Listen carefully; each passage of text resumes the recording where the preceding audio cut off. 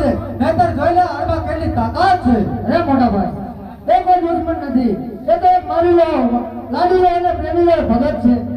તો જોઈ લે આમાં કેટલી તાકાત છે તમે તમારી તાકાત દર્શાવી શકો છો એ બધા બળીઓ કહેવાય બધા હળદારી કહેવાય આજે હળે સડાવું